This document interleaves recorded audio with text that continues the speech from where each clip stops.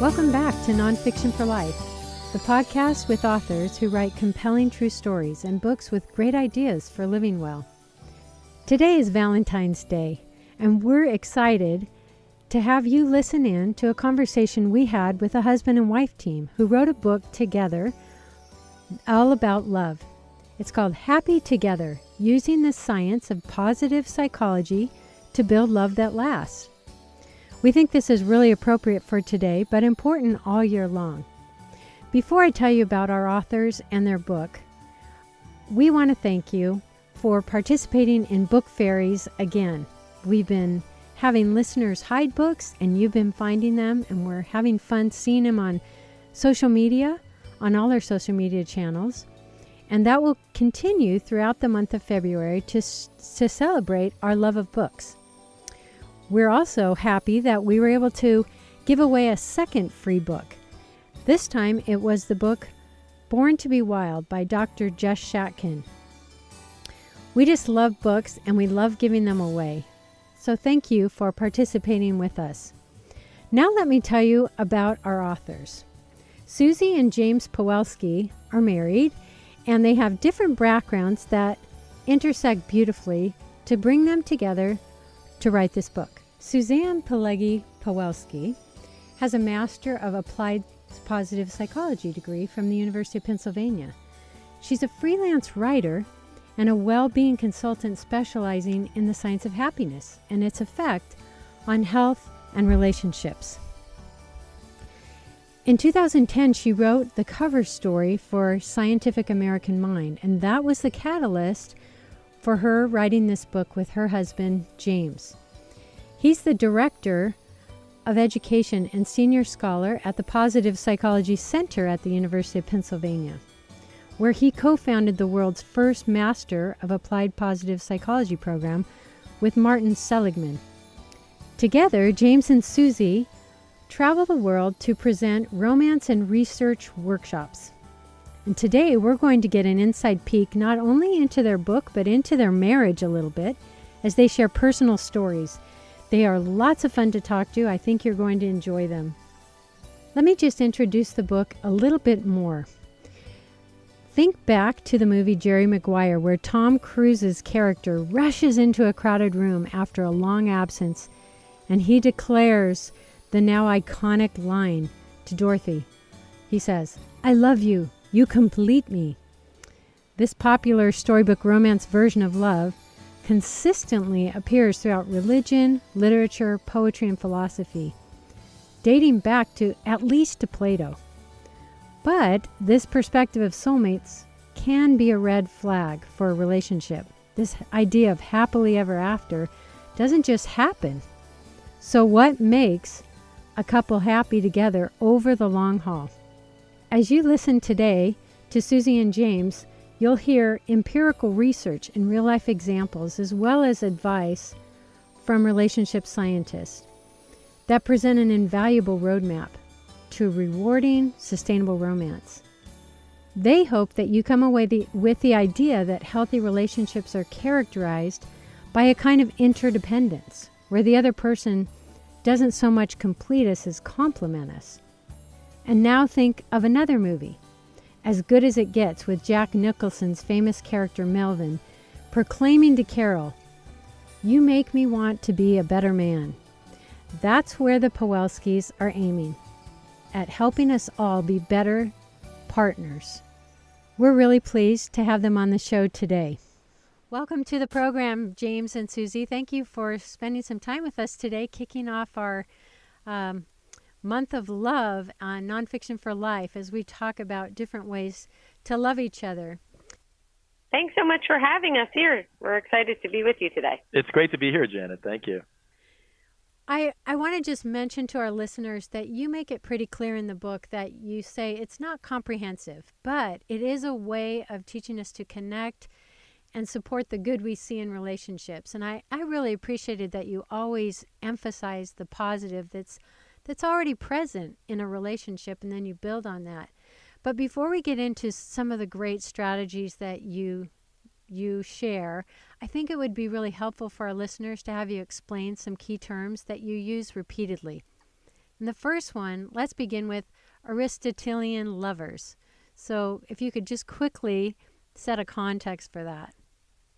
I Sure. think I'll let the philosopher lead with that one. Yeah, Okay, you go ahead, James. Guilty as charged over here, Janet. So I am a philosopher, and so anytime I have an opportunity to talk about Aristotle or William James, I try to take it. But I will be brief and hopefully interesting and insightful. Turns out Aristotle said 2,500 years ago or so, there are three things that human beings love.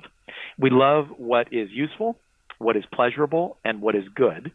And he further observed that we have friendships around these loves. And so we have friendships with people who are useful to us. Think of people who are starting a business to be successful together. We have friendships with people who are pleasurable. So people you go out in the town with on the weekends because it's just so much fun to do that. And Aristotle says there's nothing wrong with these kinds of friendships, but there's a third kind that's even more mature at a higher level. And that is friendships where we're attracted to the other person because of the good we see in them. We see the person's good character, and that makes us not only fills us with respect for them, but it also tends to inspire us to want to be better people ourselves. So, of course, we were talking about this, Suzy and I were, 8 years ago when we were on our honeymoon. And Suzy had a very interesting tweak on Aristotle. So as we're talking about Aristotle, like I'm sure everybody does on their honeymoon, right? Of course. Sitting on the beach in St. Lucia, I said to James, well, why does Aristotle just have to limit this to friendships? What if we took this up a notch and we applied it to our relationship, our marriage, and instead of just being lovers, we became Aristotelian lovers, really focusing on seeing the good in each other, our individual character strengths, and helping each other further nurture them and become better individually and better together as a couple. And James said, I love that idea. So we made it like a personal mission statement for our own marriage. And that was part of the impetus behind the book. As you know, that's the framework of the book. Well, I think the subtitle of the book, Using the Science of Positive Psychology to Build Love That Lasts, can sound very unromantic. So I'm going to give it over to you guys to help us put the romance back into being happy together. So, but one more metaphor that I think you should describe to our listeners is the green cape, red cape, because you go back to that very often in your explanations. Yeah, thanks, Janet. So this is our favorite way of introducing positive psychology, which some of your listeners may be familiar with. And here's how it goes. Here's how the thought experiment, the red cape, green cape thought experiment goes. You go to a flea market, you see an interesting lamp. You pick it up, you buy it, take it home, and as you're cleaning the lamp, as you're rubbing it, out pops a genie, because it's a magic lamp, of course. And the genie says, I am so impressed with you as a human being that I am going to transform you into a superhero. Now, the first decision you have to make as a superhero is what color you want your cape to be. The genie says you've got two choices. On the one hand, you could choose a red cape, in which case you would have the power to fight against the things in the world we don't want: poverty, injustice, hunger, violence. On the other hand, you could choose the green cape. And if you choose the green cape, you will have the power to fight for the things in the world that we do want: harmony, love, justice, understanding. So, Janet, let me ask you the genie's question. On that choice, which would you choose and why?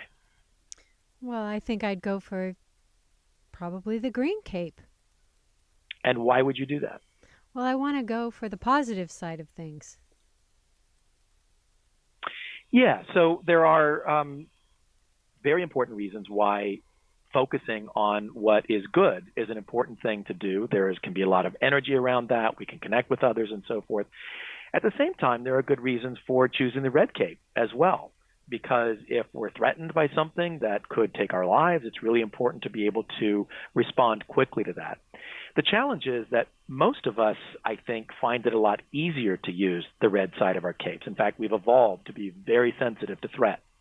And problems scream at us, but opportunities whisper.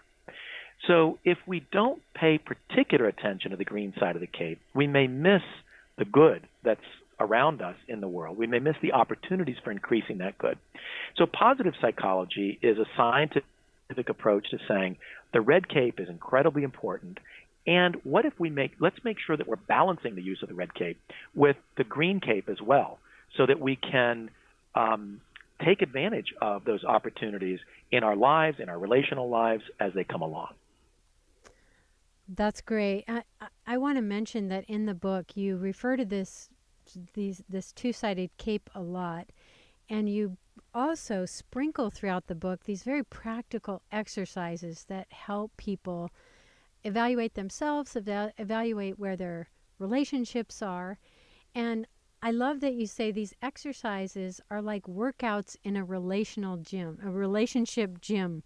So that helps remind us that these are just practice exercises. We don't have to get 100 on the test, so to speak.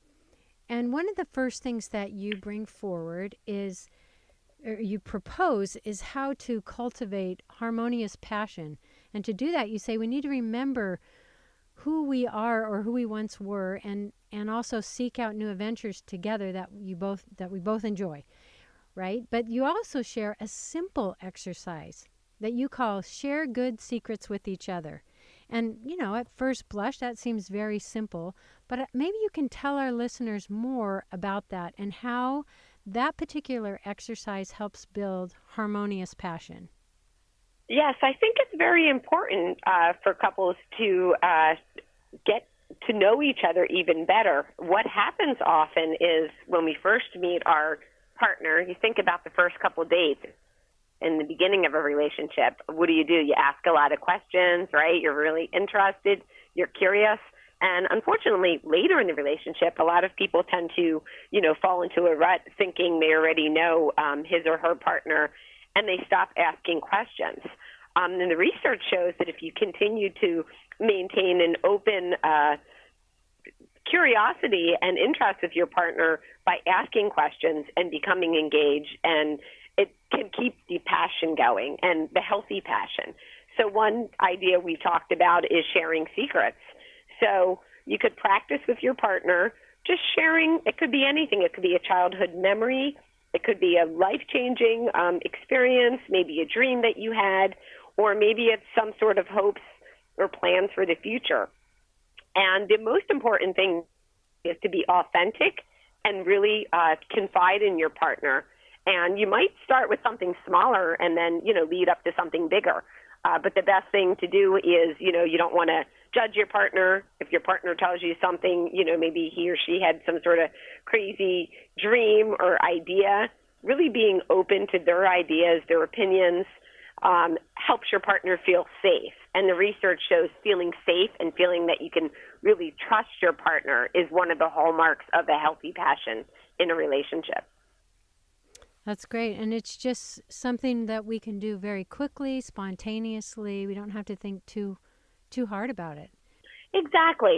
And there are a lot of things that, from our past or hopes for the future that we don't necessarily always share with our partner. Again, in the beginning of the relationship, people tend to, but I think we kind of fall into ruts often. And if you're not proactive, either offering it or your partner on the other end asking you questions, sometimes, these dreams and ideas and experiences just remain in our head. And we think our partners are mind readers, but they're not. Communication and really expressing our dreams and desires is really important for a healthy passion and long-term satisfying relationship.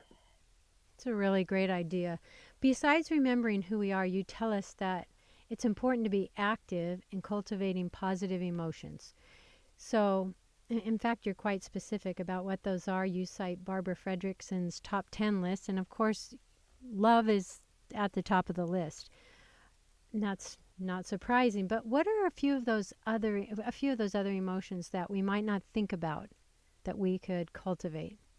So we just mentioned curiosity, which is very important. Gratitude is extremely important. We hear about it all the time in popular culture, and, it's a buzzword, but I think what people don't hear often is why it's so good and certain specific ways in a relationship that you can express your gratitude. So the research shows that, of course, feeling grateful towards our partner is good, but again, if your partner doesn't know it, he or she's not a mind reader, then it's not going to help, boost the positive emotions in your relationship and be more satisfied together as a couple. So one good thing to do is to express your gratitude to your partner, of course, but it's not enough. It's how you express it. So by expressing gratitude well, which means focusing on your partner and his actions and actions and specific traits in his personality rather than, the gift he gave you. So if James, from a personal example, gave me something physically or a compliment and I just focused on the gift or how I felt about it, that's not as good as me focusing on James's thoughtfulness or what he actually did for that gratitude. And just as important as giving gratitude is receiving gratitude. So the other side of it is that if Suzy gives me a compliment, then it's really important for me to accept that compliment. And oftentimes that's surprisingly difficult to do, isn't it? Sometimes we'll just deflect it and we'll say, oh, it's nothing, never mind, you don't have to thank me. Or sometimes we want to pay the compliment back, right? Hot potato it back. You give me a compliment, I'll give it right back. Seemingly, if somebody pays us a compliment, we feel like we're in debt until we can pay it right back. But those kinds of ways of responding to gratitude oftentimes kind of shut down the exchange. So if Suzy's giving me a compliment about something, she's wanting me to take that in. She's wanting me to receive, to get the information and to feel good about it. So it's really important for me to accept that gratitude. So we like to talk about the dance of gratitude. And so for the dance to go well, what one person initiates, the other person needs to respond to. So oftentimes just a simple thank you said genuinely, heartfelt, looking the other person in the eye is all that is necessary to communicate that. Although there are also other opportunities where we can go more deeply into what that experience is. So if Suzy's giving me a compliment, it's really important for me not only to accept it, but also to understand why she's giving me that compliment. What is it about our interaction that was particularly helpful or useful or valuable to you? Because the more I can know, again, the more curious I can be, as Suzy was mentioning, about what that situation is, the more I can learn about why it was a positive interaction for Suzy, and the more I can continue it and maybe build on it into the future. Well, it seems like calling gratitude a dance is so appropriate because there is the giving and receiving, and you've both covered a lot of ground. That's excellent. I want to back up a little bit and slow this down so our listeners really grasp how much thought you've put into this. First of all, you say that researchers call gratitude booster shots for relationships. So we need to make sure that's infused in our everyday interactions. But how we compliment or how we give gratitude is just as important as how we receive it. That's what I'm hearing you say. So first, let's back up a little bit to how we express gratitude. You said you need to really focus on the person, be authentic, and then one thing that I think may have slipped by quickly is the context in which you offer that gratitude. Some people don't like surprise parties. My husband doesn't, and I gave him one when we were first married, and that was a mistake. I didn't know that about him. So the more we get to know our spouses, the more appropriate we can be in context.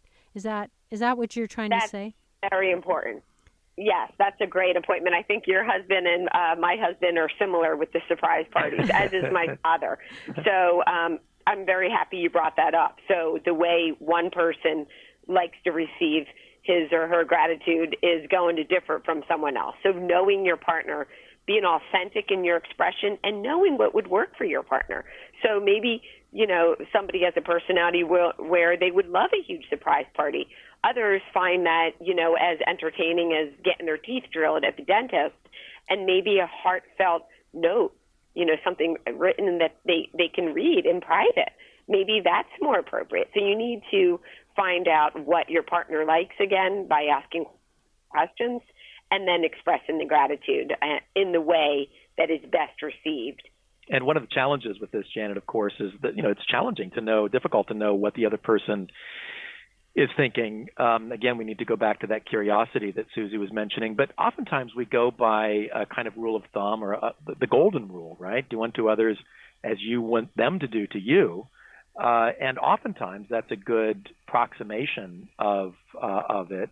But oftentimes, I'm guessing, you threw that surprise party for your husband because you thought that was a good thing. Maybe you would like it if somebody threw a surprise party for you. So oftentimes the golden rule can be helpful, but oftentimes it also misleads us because we're not the other person. And so that's why people have suggested the platinum rule, right, where you say, well, do to other people how they want to be done unto, which is great. That can also be helpful, although I have to admit that our 7-year-old son, Liam, has some ideas about how he would like us to behave toward him as parents, which would not be helpful to his overall health and well-being, like staying up to all hours and, eating ice cream all the time. So this is why, and also in a relationship, obviously, there are things that, we may want the other person to do for us that aren't really healthy for us in the long run. So this is why we've, in the book, we've suggested the Aristotelian rule, which is where you treat your partner in such a way that you help them to become their best self. So you see the good in that person and you try to help support that good.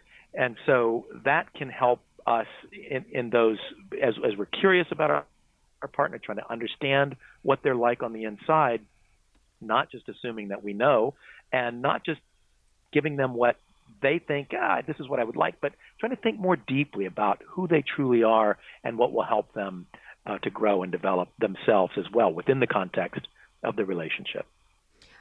Actually, I love that quote from the book where you say, since Aristotelian lovers are attracted to each other by the good they see in their partner, as that good grows, they are likely to be even more attracted to each other. It's such a great growth cycle. I love it.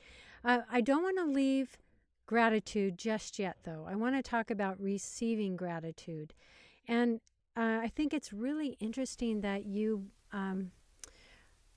bring forward the idea of vulnerability when it comes to gratitude. And you say that receiving love requires this vulnerability because some people are really loving, but they have a hard time receiving it. And some people are really needy and can receive love, but they don't know how to give it. And you say, this is another quote, we show our true selves to others by being vulnerable and allowing them to love us as we are, including our failings and foibles. Unfortunately, society, our culture encourages us to develop bad habits that shut down these acts of gratitude, or at least maybe not sending them out so much, but receiving them. We brush them off, and we think that's the appropriate social thing to do. So how can we develop vulnerability so we feel safe saying, thank you so much for saying that to me. That meant a lot. What are some things we can do? Well, I think building trust with your partner, of course, a lot of people are afraid just in general to open up, but you would hope that with your partner, you could slowly build that sort of trust so that you can be vulnerable. And while, of course, being vulnerable can open yourself up, to pain, only through being completely open and allowing your partner to, see all of you, like we said, the flaws and all the good stuff, can you become really closer. So I think having conversations together about the secrets, also talking about one another's strengths. I know we didn't get to strengths yet, but in positive psychology, researchers have discovered 24 character strengths that have been valued across all different cultures and time. Things like gratitude that we mentioned, creativity, love, kindness, and we all have these strengths in different configurations. It's the strengths that would make us unique, as well as, of course, our personalities and life circumstances.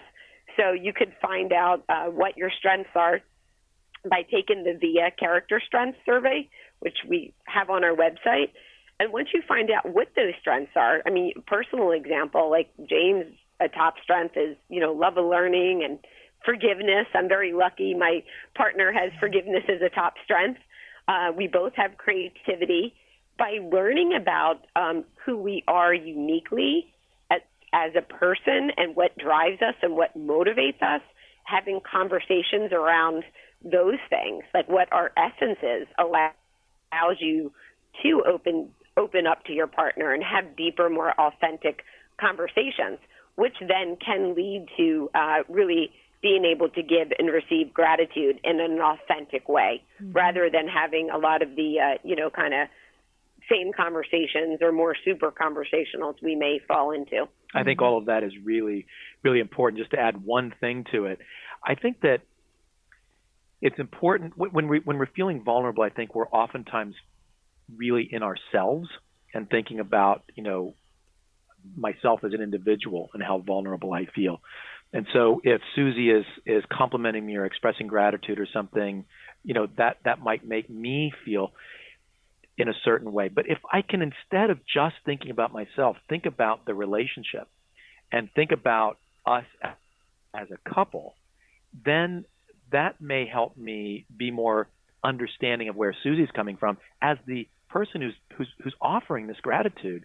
She really wants me to get the message that she's thankful for what I've done, or that she appreciates me for something. And if we reverse the roles, and I'm grateful to Susie for something, I really want her to get that message. And if she can't accept it for some reason, then again, that shuts down this dance of gratitude. So if we can try to, and that's another reason why we wrote this book, to try to understand the science in the dynamic relational domain, right? So it's not just an individual and here's how I'm feeling, but it's in this couple, in this dyadic space, that I can both understand myself and to some degree where Susie's coming from, so that what might be vulnerable just for me as an individual winds up being a beautiful give and take if I'm also taking the other person into account as well.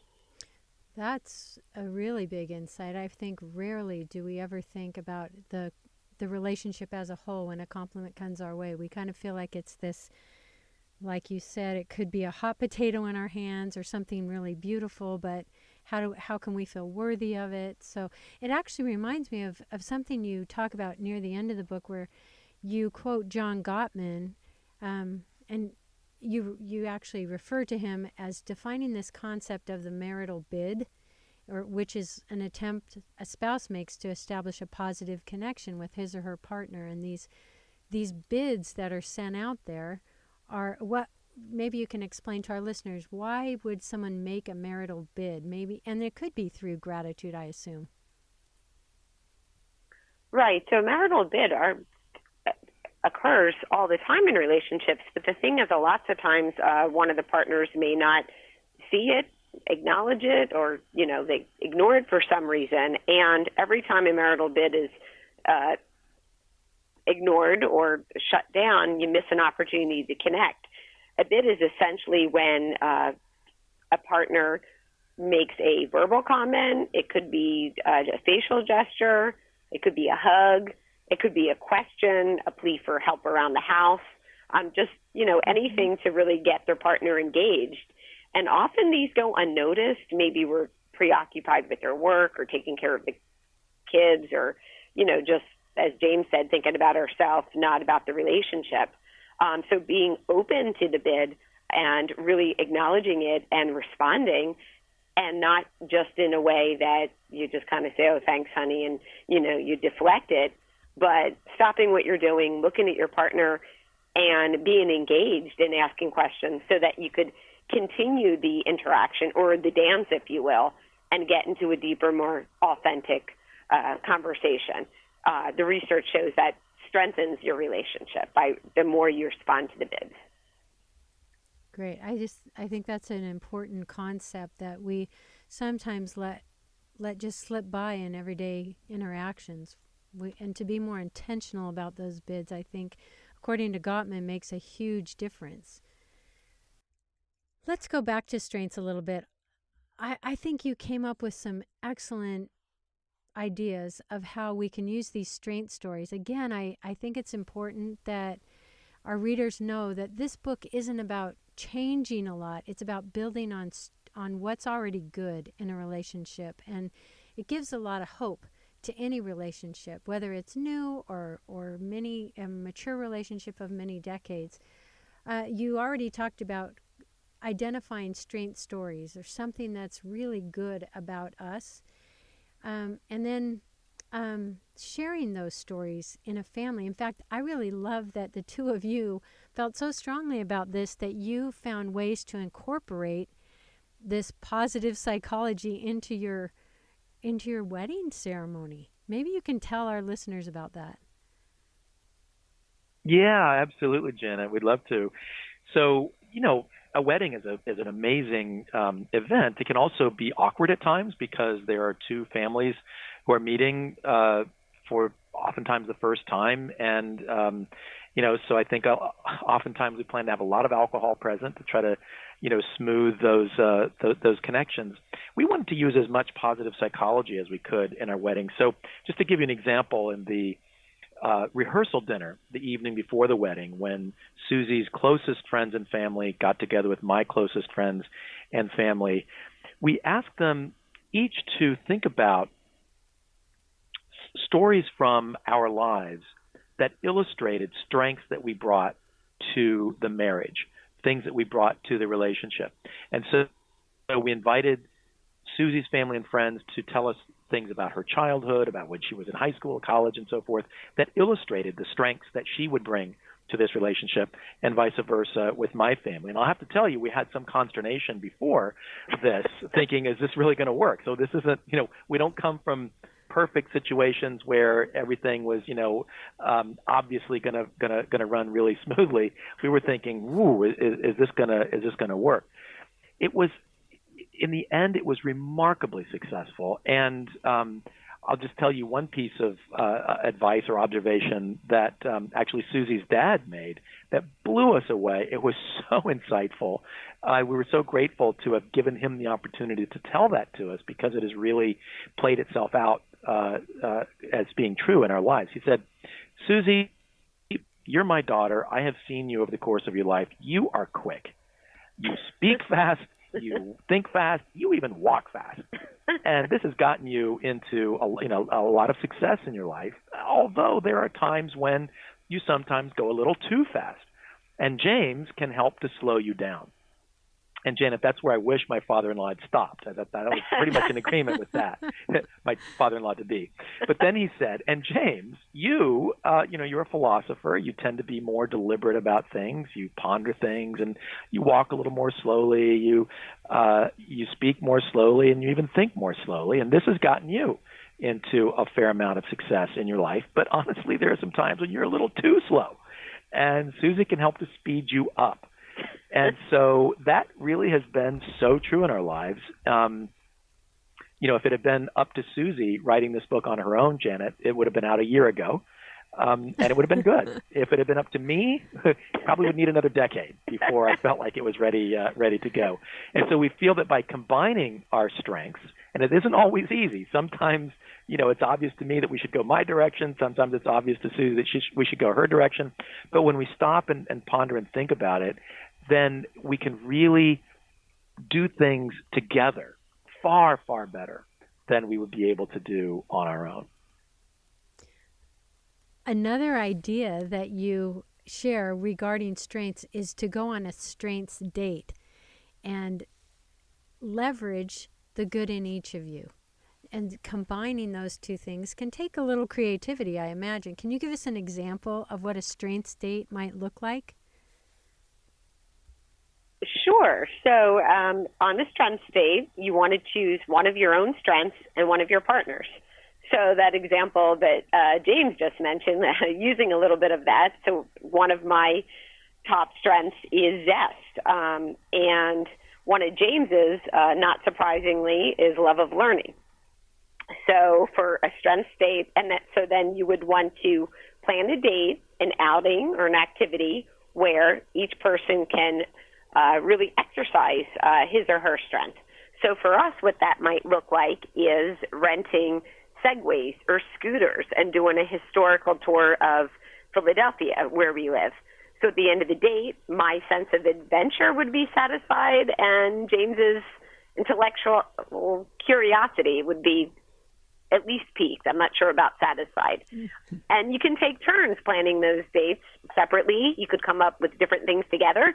And we think really is a great opportunity to get each person engaged instead of doing the same, dinner and a movie, and doing activities that both of you enjoy together. That's actually a new take for me on dates. Often I've heard, you take one weekend and I'll take the next, and one person plans what he likes and the next weekend she plans what she likes. But this is far better because you're baking into the experience something that both will love and come out feeling good about him or herself every date. So I really like that. Great, exactly. You're not dragging somebody along to do something because, it's my turn this weekend. Right. But instead thinking, what is it about your partner and how can they use his or her strengths for this date or outing? And then hopefully it's something that is, indeed enjoyable to each other and enjoyable for discernible reasons, right? Because that's one of your strengths. And so that allows each of us to put our strength into play and to grow that strength. It allows the partner to observe what it is about that we really connect to and are engaged with as well. So the hope with the strengths date is not only that it will make an event that itself is enjoyable and engaging, but also that it will help to fuel that ongoing growth that's so important for relationships. Right. One of your chapters in the book is called Slowing Down to Savor. And now that I know Suzy a little better, I have to laugh a little bit about this slowing down part. Because, Suzy, I'm much more like you, the zest, the moving fast, and so forth. So we need to talk about this. When it comes to romantic relationships, why is it important to slow down? Oh, goodness. Well, my husband's been telling me for years, and my father, right? I think for many reasons. I mean, one big reason, what we just spoke about, if you're zipping by and going so quick, you could be missing those opportunities, like we said, those small moments to appreciate your partner, acknowledge, and really go deeper.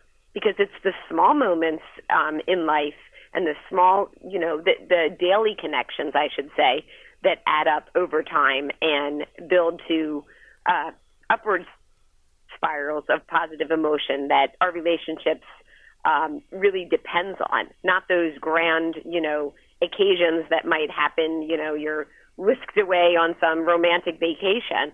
But if you can really be appreciating every moment, and I know that's hard. I mean, for us, we took an 8-week mindfulness meditation course together, and that helped. And we try to practice mindfulness meditation. But you don't need to necessarily, take a course if you can, but really taking time to, either meditate or just spending a few minutes of quiet time by yourself and with your partner and just appreciating one another. Yeah, exactly. And another take on this, too, complementary to that, is, if we're really rushing in our lives, we're probably either moving, trying to make sure that we avoid what we don't want, or we're trying to make sure we get more of what we do want. On either one of those motivations, we can miss, as Suzy said, the good that we already have.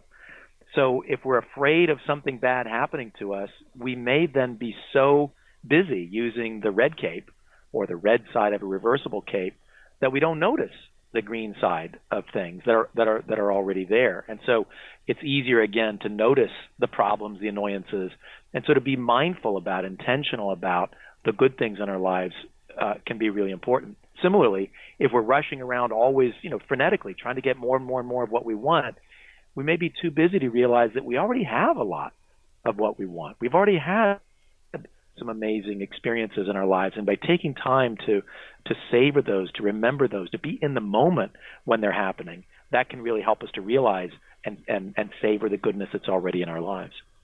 I think you call this savoring the lengthen and strengthen theory. So you stretch out those good, happy, deep, connecting moments and then strengthen them. And I imagine the strengthening then is where this leads to effective affirmation, which you call effective affirmation, or this feeling of being deeply cared for and respected. And I'll point our listeners to what you have an effective affirmation test in the book. Again, it's not, you don't have to get 100%. It's not that kind of test, but it helps you kind of get a pulse on where you are. And you say that the single most dominant form of savoring in a study was sharing with others. So give us a clear idea on some healthy ways of sharing. Maybe some simple ways that our listeners can take away quickly. Not quickly, slowly. Right. So there's research showing the more couples shared, the healthier their marriages were. So, for example, you might want to reminisce back to the early parts of your romance, how you met, how you got together, and talking about those.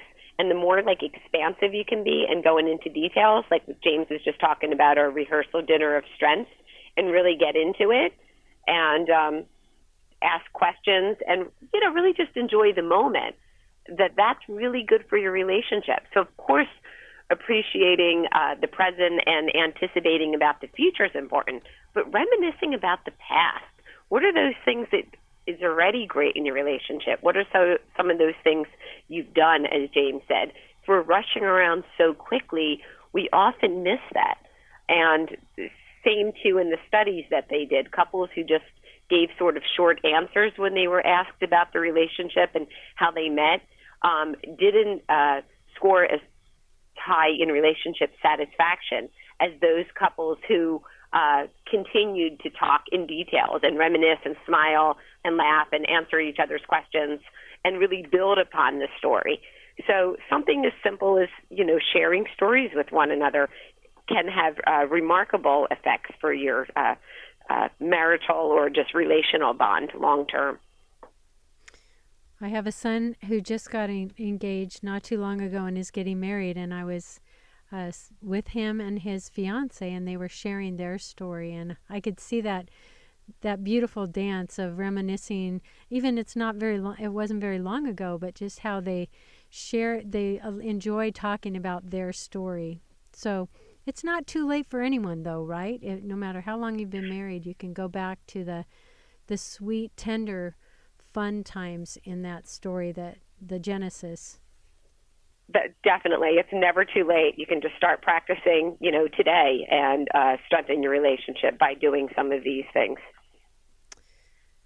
Before we go, I just want you to have a chance to talk about this interaction model applied to character strengths that the two of you built. Why don't you share that with our listeners?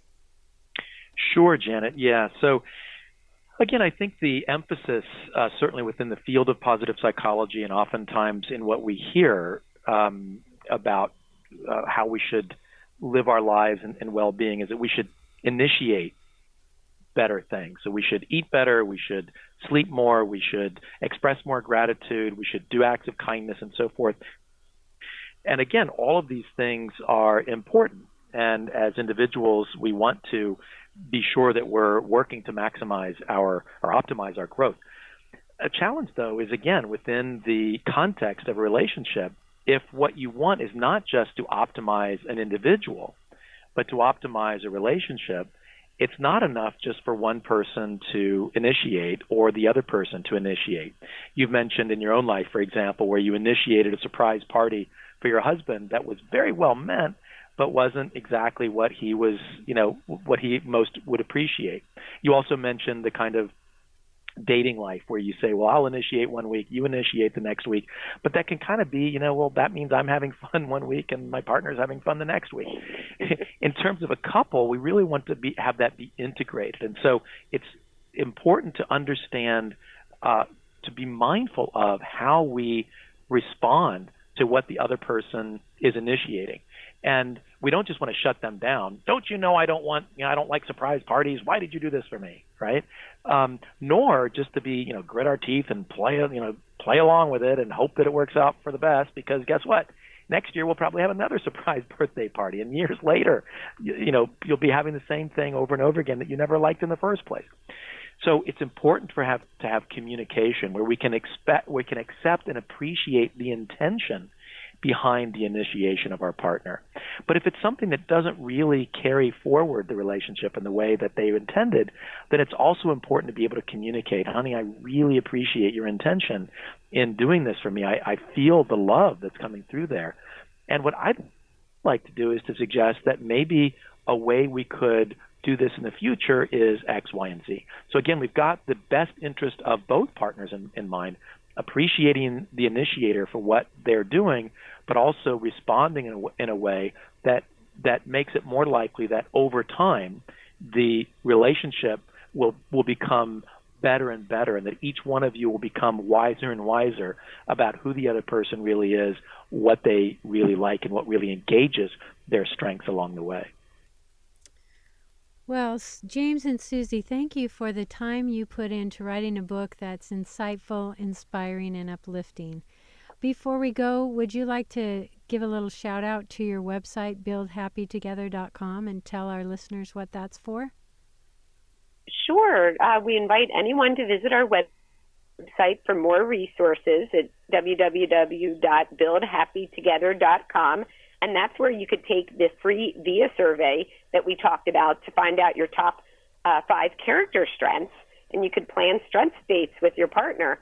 We also have a pledge on there to become an Aristotelian lover. We're trying to really create a community of folks who want to help become better individual and as a couple. So we have a pledge on there, and we want to help other people become Aristotelian lovers and create mentors in relationships like we do in other aspects of our life. James, do you have anything to add? Well, just to say that, you mentioned early on our relationship, the metaphor we had of the relationship gym.